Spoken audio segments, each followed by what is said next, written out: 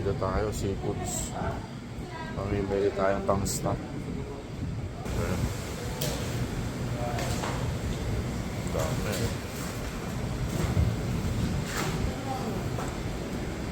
Kumuha ka pompa, no? Kasi yung yung salmon head.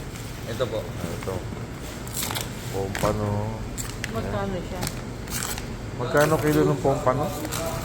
Magkano kilo ng pompa, no? 2 something.